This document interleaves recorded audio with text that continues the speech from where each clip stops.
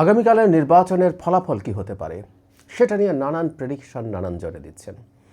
আমারও প্রেডিকশন আমি নানা সময় দিয়েছি। আমার এখানকার আমার জাহিদ স্টেইকে তো বটেই, টিভি চ্যানেলগুলোতেও যখন প্রসঙ্গ এসছে আমি কথা বলেছি।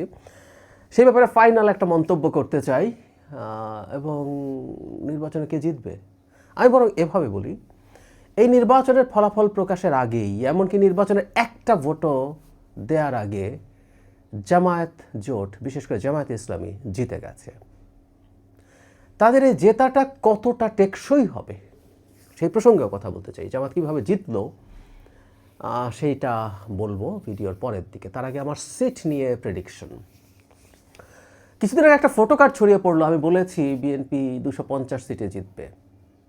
কথাটা এইভাবে বলিনি, মানে যেটা হয় ফটো কার্ড যখন তৈরি করা হয় প্রেক্ষাপট না বলে বা এর সাথে আমি যদি কিন্তু কিছু রেখেছিলাম কিনা সেটা তারা যোগ না করে যখন বলে দেন তখন এটা মিসকমিউনিকেট করে। এরপর যখন আমি আবার ভিন্ন একটু কথা বলেছি তখন বলছেন আপনি তো আগে এত বলেছিলেন এখন এত বলছেন কেন।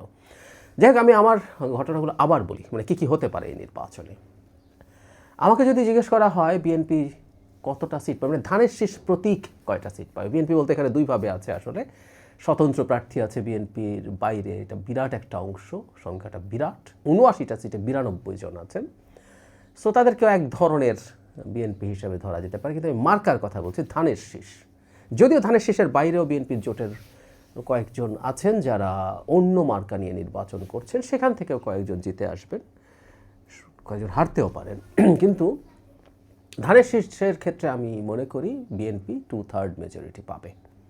বিএনপির বা ধানের শীষ 200 সিট ক্রস করবে, 200 সিট ক্রস করবে, আমি আবারও বলছি।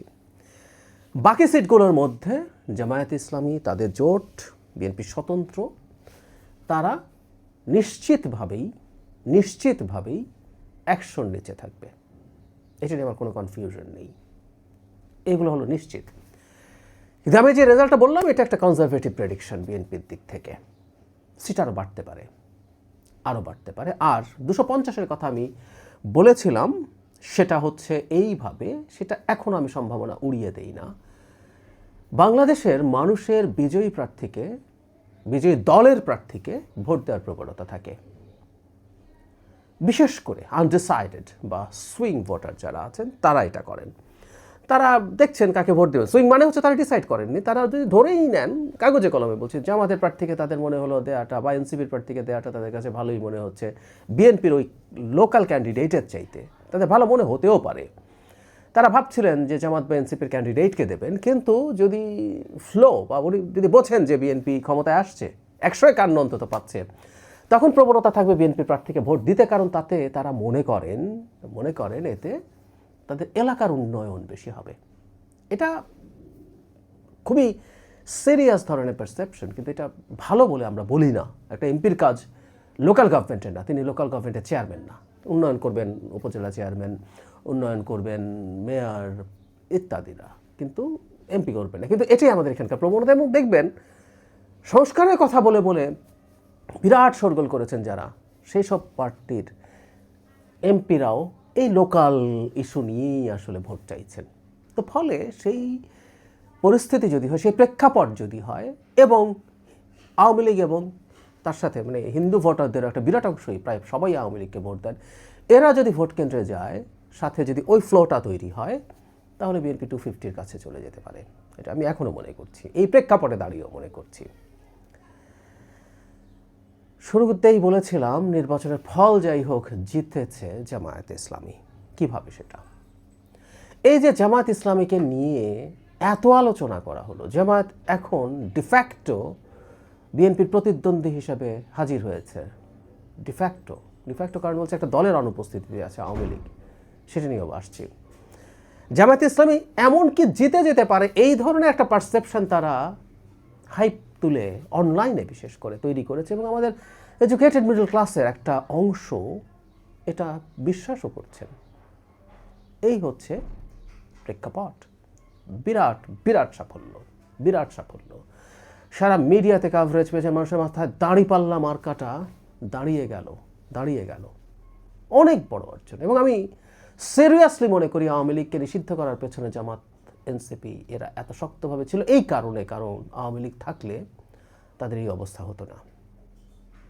সারা পৃথিবীতে জামায়াতে ইসলামী ইন্টারন্যাশনাল মিডিয়াগুলো প্রচুর রিপোর্ট করেছে, জামায়াতের আমিরের কথা বলেছে, তার সাক্ষাৎকার নিয়েছে, উনি ব্লান্ডার করেছেন আমি মনে করি কখনো কখনো, বাট স্টিল তারা কাভারেজ পেয়েছেন, আলোচনার বিষয়ে পরিণত হয়েছেন। জামায়াত ক্ষমতা চলে যাবে কিনা, চলে যেতে পারে কিনা, এই আলোচনা হিউজ ব্যাপার, হিউজ ব্যাপার। কিন্তু এটা কতটা টেকসই হবে সেটা নিয়ে প্রশ্ন আছে। সেটা শুরুর দিকে বলছেন, প্রশ্নটা হচ্ছে এই, আওয়ামী লীগ যদি ফিরে আসে, আওয়ামী লীগের ফিরে আসে কি আমরা উড়িয়ে দিতে পারি? উত্তর হচ্ছে না। আওয়ামী লীগ ফিরে আসার পরিস্থিতি হলে তারা আবার মাঠে নামতে পারেন, কিন্তু আওয়ামী লীগ প্রসঙ্গে আমরা সিদ্ধান্ত নিয়েছি যে আওয়ামী লীগের বিচার হবে, আওয়ামী লীগের বিচার হবে, আইসিটিতে তাদের বিচার হবে। বিচার হওয়া মানে আওয়ামী লীগ মানবতা বিরোধী অপরাধে নিজে জড়িত ছিল এটা প্রমাণিত হতে পারে, নাও পারে। যদি না হয় তাহলে তো আওয়ামী লীগের উপর আর নিষেধাজ্ঞা রাখা যাবে না, তখন আওয়ামী লীগ রাজনীতির মাঠে আসবেই। এবং আমি মনে করি তখনই জামাতের এই যে এখন একটা অসাধারণ হানিমুন পিরিয়ড চলছে সেটা ঝুঁকির মুখে পড়বে এবং প্রায় শেষের দিকে যাবে বলে আমি মনে করি। কারণ আওয়ামী লীগ মাঠে নামলে রাজনীতির ফোকাস আর জামাতের প্রতি থাকবে না।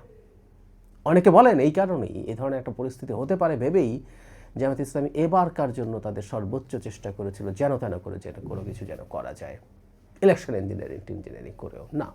খুব বেশি ইলেকশন ইঞ্জিনিয়ারিং হবে না।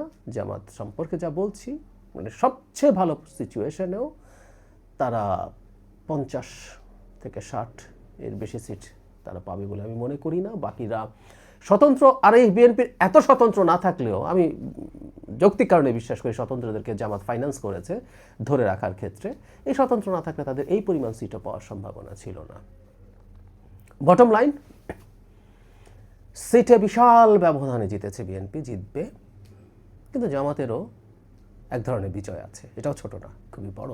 সো নির্বাচনে একটা ভোট কাস্ট হওয়ার আগেও জামাত জিতেছে, তাদেরকে একটু অভিনন্দন জানানোই যায়।